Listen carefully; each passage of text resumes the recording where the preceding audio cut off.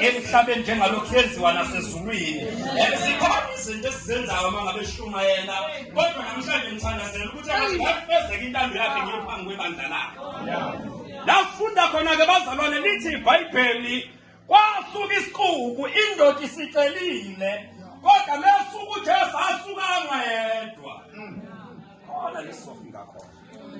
Lithi iBhayibheli yathi mayisuka yasuka lesiqubu. Into engikhathazayo ngesiqubu esasikhona samcindezela uJesu.